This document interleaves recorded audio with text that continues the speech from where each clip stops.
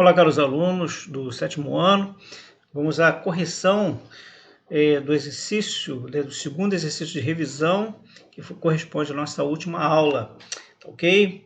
Então, a gente vai começar falando da questão número 1. São 10 questões, né? E vocês podem acompanhar aqui. E diz assim, ó.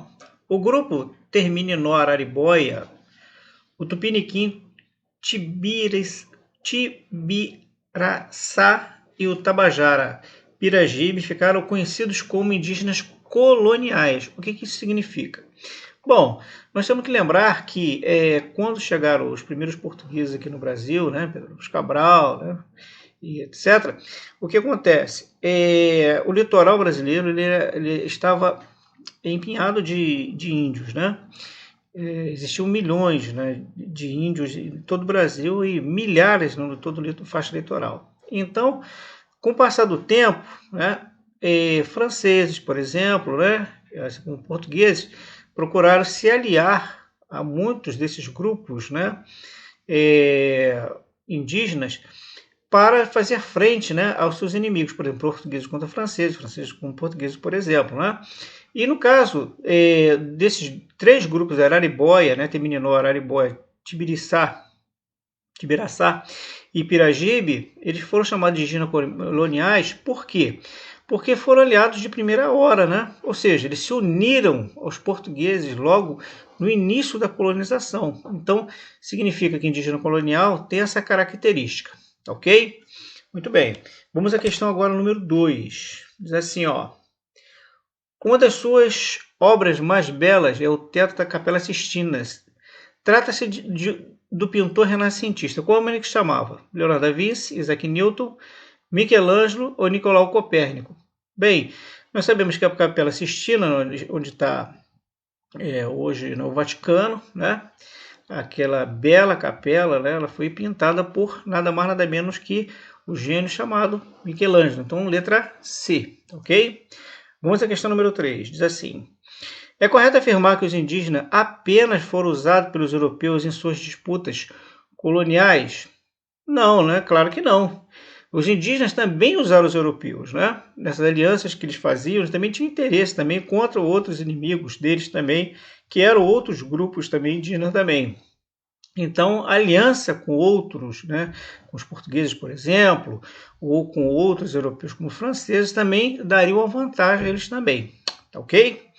Muito bem. Questão número 4 diz assim: trata-se de um sistema de pensamento que não negava a existência de Deus, mas buscava a fundamentação do conhecimento na razão humana. Aí a gente tem aí, ó, nessa questão aí, questão número 4. Renascimento, fundamentalismo, heliocentrismo ou racionalismo científico. Bom, como se trata de um pensamento, né, que não negava a existência de Deus, mas buscava uma fundamentação pelo conhecimento da razão, a gente chama de racionalismo científico, né, que é a questão de você utilizar o intelecto, né, mas também através de um viés também de cunho científico. Então, questão número 4, letra D, ok? Vamos lá então. Questão agora de número 5. E ela diz o seguinte, olha só. Os rituais antropofágicos dos tupis tinham uma finalidade muito específica. Qual era? Aí a gente tem aí, ó, reforçava a identidade do grupo, pois para eles comer o inimigo era uma condição para que se sentissem unidos e fortes. B. Intimidar os inimigos. C. Mostrar sua fúria de canibais. D. Elevar a capacidade de superioridade em relação aos inimigos. Bom, esses rituais antropofágicos feitos, né, ou seja, né, de que comiam carne humana, né, nada mais era do que para reforçar a identidade do grupo, né, porque eles faziam isso não apenas como meramente uma questão canibalística, né, mas era uma condição para que eles se sentissem unidos, né, isso reforçava a identidade deles. Então, questão número 5, letra A, ok? Muito bem, vamos à questão agora de número 6, diz assim, ó. Escritor humanista que escreveu o livro Elogio da Loucura, uma crítica não aberta aos abusos da Igreja, onde discordava dos rituais excessivos do catolicismo e o livre-arbítrio, que também é outra obra dele, né? Numa defesa apaixonada da liberdade de consciência e de escolha. Como é que se chama? Thomas More, Nicolau Copérnico, Leonardo da Vinci ou Erasmo de Roterdã. Bom, nada mais, nada menos do que Erasmo de Roterdã, né? Ele foi um dos principais, se não o mais expressivo, né, escritor, né, humanista que escreveu essas duas grandes obras, que é Elogio da Loucura e o Livre-Arbítrio. Então, questão número 6, letra D, ok? Vamos agora à questão número 7. A questão número 7 diz assim: corresponde às duas principais características da arte renascentista. Estamos falando de renascimento, né? Aí temos aí A, o estilo greco-romano e o uso de técnicas para representar os temas de suas obras em três dimensões, ou seja, em perspectiva. A volta a temas da Idade Média Antiga. C, o estilo grego-romano e estilo planificado. Ou D, as obras em perspectivas e temas clássicos. Bom, nós sabemos então que uma das as duas principais características da obra renascentista, né, é a volta do estilo greco-romano, né, uma herança que eles resgataram, e o uso das técnicas em três dimensões, né, que a gente também chama de perspectiva, né? Ok? Então, questão número 7, letra A. Ok? Vamos agora à questão número 8, que diz assim, ó. A principal consequência do avanço da colonização europeia sobre as populações indígenas foi que A. Permitiu aos indígenas se civilizar com contato com os europeus, foram sendo gradativamente arrasados, principalmente pelas epidemias. Um argumento da população indígena por aprenderem técnicas agrícolas e diminuir a fome nas aldeias, ou os indígenas adquiriram instrumentos como machado, facas, potencializando a produção agrícola das tribos. Bom, muito simples isso aí, né? A gente tem como a principal consequência desse avanço da colonização europeia sobre as populações indígenas, né, foi o quê? Foi que gradativamente, né, as epidemias, né, que assolaram gripe, cachumba, varíola, rubéola, né, todas essas doenças da qual os indígenas não tinham uma capacidade imunológica, né, de resistência, eles acabaram sendo praticamente quase todos dizimados. Tribos inteiras foram dizimadas. Então, a questão número 8, a letra correta é a letra B, ok? Vamos à 9 agora.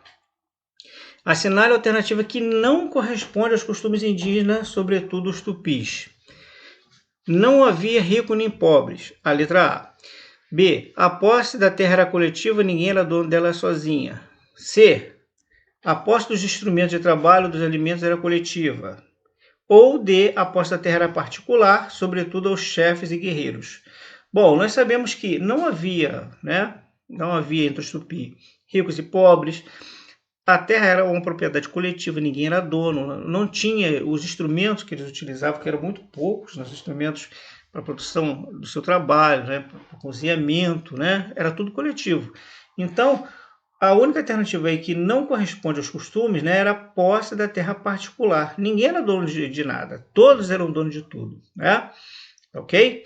Então, os chefes, por exemplo, os guerreiros, né, eles não tinham propriedade por isso, por ter uma posição privilegiada. Bem, isso dentro, né, da perspectiva brasileira dos povos tupis, que é diferente dos maias, dos incas, etc. Tá? Muito bem, vamos agora à letra 10 e última. Complete corretamente. Leonardo da Vinci, considerado um dos maiores gênios da história, estudou e dedicou a ciência. Estudou, que serviu de base para suas representações artísticas relacionadas ao corpo humano e buscava relacionar a anatomia humana com a matemática, aprofundando-se ao estudo da geometria, preocupado com as proporções das formas. Um exemplo desse trabalho é a versão do homem. Aí a gente tem o quê? Na questão número 10. Aí a gente tem, ó, vamos usar ela. Completando corretamente, ficaria assim, ó.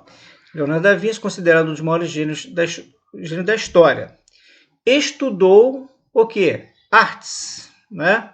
Então, esse primeiro traço aí fica assim, estudou arte e dedicado à ciência, estudou o quê? Anatomia, que serviu de base para suas representações artísticas relacionadas ao corpo humano. E aí, na última diz assim, ó, buscava relacionar a anatomia humana com a matemática, aprofundando-se no estudo da geometria, preocupado com as proporções das formas, e um exemplo desse trabalho é a versão do homem o quê? Vitruviano, né? Que aquele homem numa perspectiva dentro de um quadrado e dentro de uma esfera. Tá ok? Então ficamos por aqui, espero que tenha entendido e nos vemos no próximo vídeo.